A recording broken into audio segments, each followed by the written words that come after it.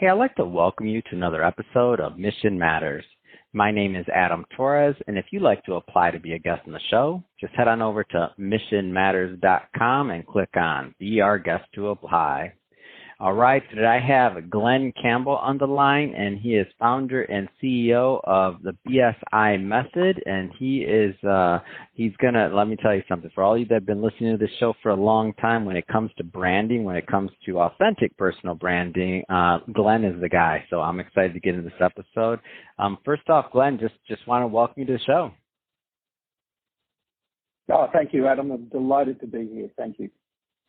All right, so today we'll talk about discovering your best self-identity and how it will help you live a full life. But before we get into that, we'll start this episode the way that we start them all, with our Mission Matters Minute. So Glenn, we at Mission Matters, we amplify stories for entrepreneurs, executives, and experts. That's our mission. Glenn, what mission matters to you? There's only one mission for me. It's very clear. As a personal branding expert, of course, I've done my own personal branding. And my mission, Adam, is that I am the light that awakens leaders to higher self-realization. That's it.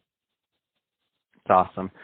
Love bringing experts on the line to share why they do what they do, how they do what they do, and what we can all learn from it, because we all have different experiences and expertise that make us all unique. So great to have you on the show, Glenn.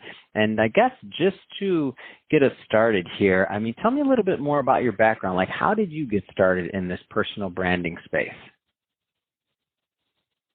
Well, when I left school, I went to university, and of course I did a commerce degree with a major in marketing.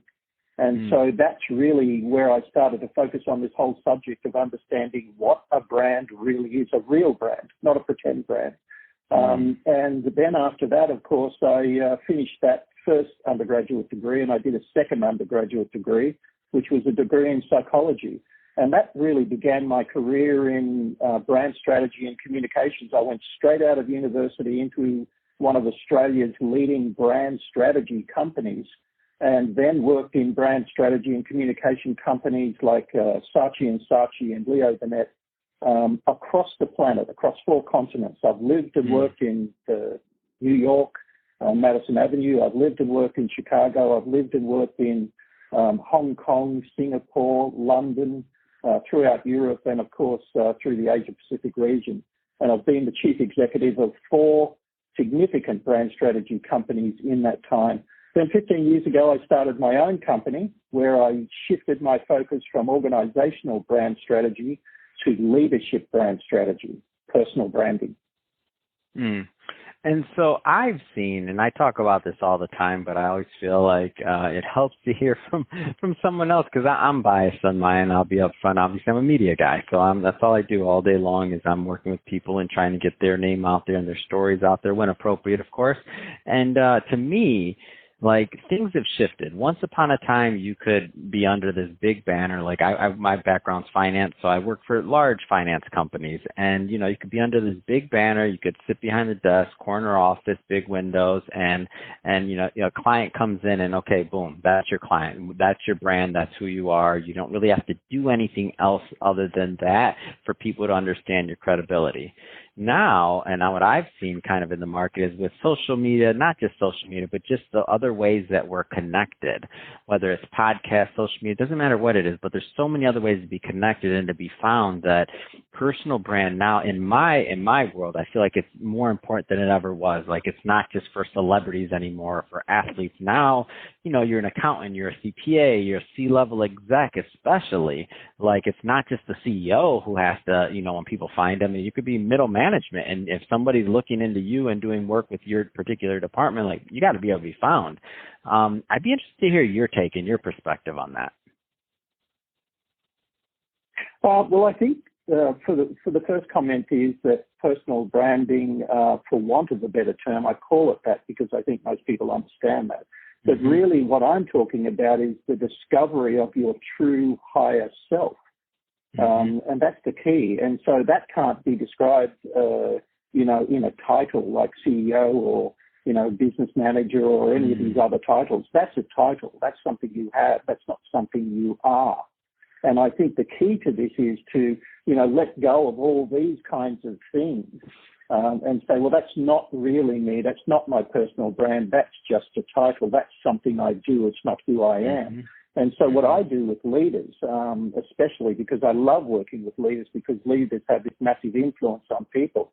And if they discover who they really are as their true higher self, their source self, then of course that's going to, influence other people to want to do that as well. And that's a key thing. That's a really important thing, especially now, Adam, more than ever, because we're living in times of extreme chaos, aren't we? Confusion, uncertainty, insecurity. And so you cannot battle external uncertainty with internal uncertainty. You're just going to have more uncertainty and fear. And so, what I want to do is help people to go into this state of unwavering internal certainty. And the only way to do that is to know who they really are and why they're here. To answer those two primordial questions that have plagued humanity for time immemorial. Who am I and why am I here? And so that hasn't got much to do with, what my title is or what my work is. In fact, once you discover who you really are, you'll discover your true passions in life, your true meaning, your true raison d'etre, your reason for being. And then what happens is, the work that you do is usually in symbiotic relationship with that. That's where your passions flow from. And so, this whole idea of discovering who you really are and why you're here is really the key to it all. And what I find is it has an enormous impact on how people think, on the words they use, how they express themselves in their family life, their work life, in their relationships, their ability to connect with people. And so while you also talked about social media. Well, social media is there. It's just a mechanism. It's a tool. But what really we're talking about here is who is the person behind that is looking to connect, and how are they going to connect in an authentic way as their true self. And when people do that, they're really coming from the heart, Adam. And so they're expressing their true, authentic heart desires. And when they do that, of course, they connect more readily. And, one of the things you love to talk about is money. And when people are vibrating at the higher level of energy of who they really are, well, of course, they attract more money as just as a simple and easy consequence of that, because they're vibrating at that level. They're not vibrating at a level of fear or scarcity or uncertainty or, disappointment or anger or any of those low vibrational energies. They've kind of elevated their vibrational energy up to their true higher self, who they are. And of course, when they talk, as you and I did at the early start of this, you said, Glenn, you are, and you expressed my title. Well, that's not who I am. That's just a title. That's something I have. It's not who I am. Who I am is actually quite different to that.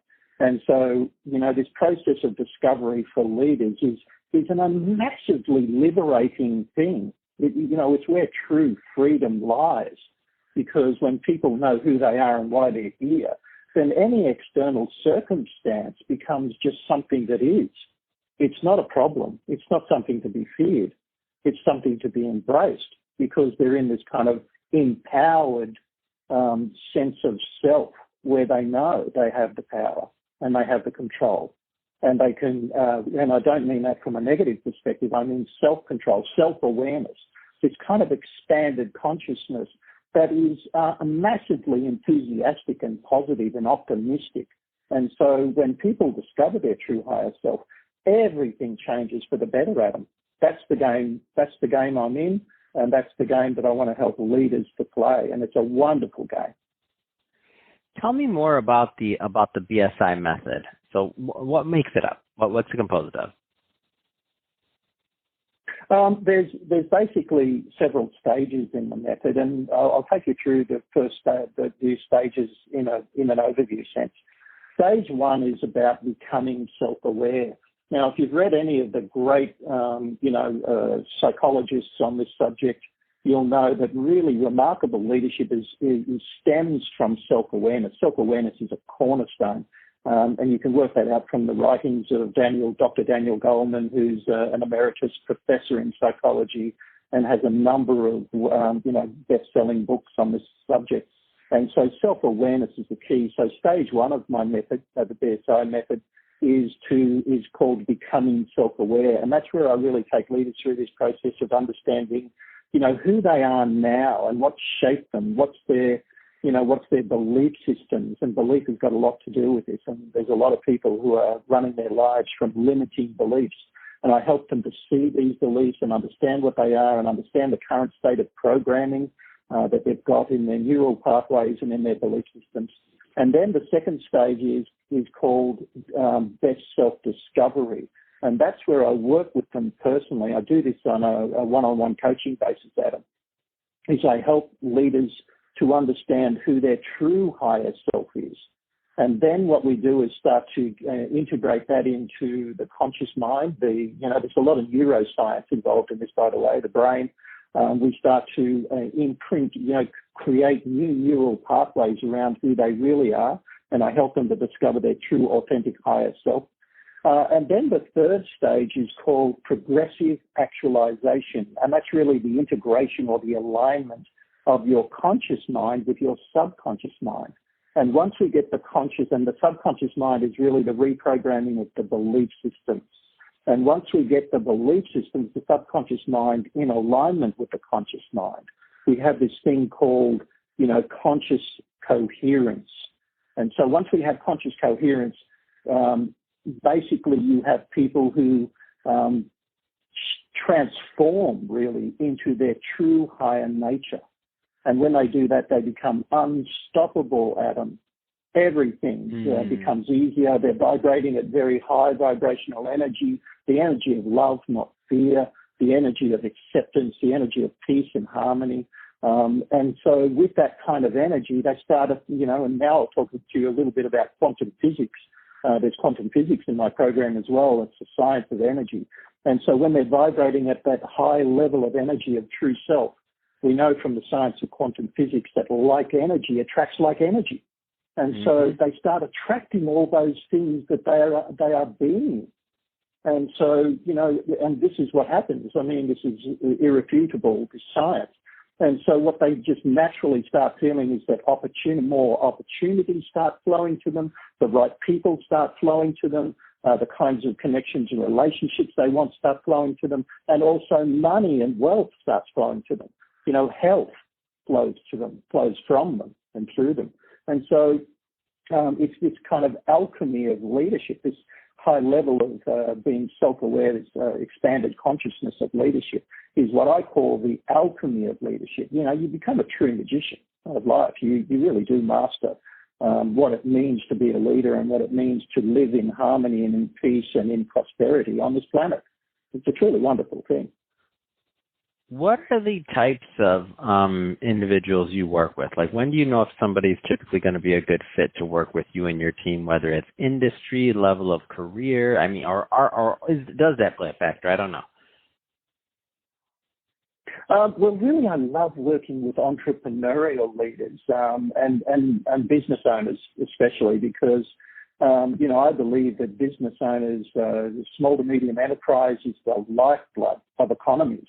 Look at any economies in the US, economies in any country, anywhere. Really, the massive amount of GDP from that economy is generated by small to medium enterprise, and they have enormous effect. And so, and I love people who have got the courage to start their own enterprise and be entrepreneurial. So I love entrepreneurial leaders. I love business owners, and I feel that they're the kind of people that I would really love to connect with because they're open, they're interested in change, they're very innovative, when they learn things, they not only learn them, but they apply them. And so application is a key part of this program. You can't just learn it and say that was intellectually stimulating for me. It's really about the application. Interestingly, Adam, another part of that question is, about 75 to 80% of my client base have been women leaders. I work with a lot of women. It's really interesting. Don't ask me why that is. I mean, it happens that way. Yeah. No, that's great. That's great. And the reason I asked that question is because I know that, there's a lot of people that when they listen to something, they're kind of wondering like, is this right for me? Is this something that is going to help take me to the next stages in whatever type of development they're looking at? And it sounds to me like you're definitely working with the entrepreneurs out there. And I know there's lots of entrepreneurs that listen to this show, so that fit your market and what you're helping people do. So I think it's great stuff there. Yeah, yeah. I would say this, Adam. I would say discovering your personal brand is a key success factor in business and in life. That's the way I put it. Yeah, that's great. Well, Glenn, I just have to say, I know that we're just barely scratching the surface on your content and what you have to offer, but it's been great having you on the show today. That being said, I know there's some individuals that'll be listening to this that want much more Glenn and his team. So, and the BSI method, because again, I know we're just scratching the surface on this one. If somebody wants to follow up and they want to learn more and they want to connect with you and your team, what's the best way for them to do that? Oh, well, I would just ask people who are really interested in exploring this subject, just email me, Adam. So my email is Glenn, Glen, at bsimethod.com. And so I'd be very happy to hear from people, and I will personally respond to everybody. And so, yeah, that's, we're a very personal business here. We're about people. We're about heart connection, Adam. So I would love to hear from people, of course. That's great. And to my audience, just to let you know, we'll put all that information in the show notes so that you can connect with Glenn and his team. And speaking of the audience, if this is your first time with Mission Matters or engaging or listening to an episode, we're all about bringing on entrepreneurs, executives, and experts and having them share their mission, their values, why they do what they do, how they do it, and also, so we can all learn and grow together. If that's the type of content that you're into or sounds interesting or engaging, we welcome you. Hit that subscribe button. We have many more mission-based individuals just like Glenn coming up on the line, and we don't want you to miss a thing. And Glenn, it really has been a pleasure. Thanks again for coming on the show. Yeah, I've been delighted with the conversation with you, Adam. Fabulous. Thank you.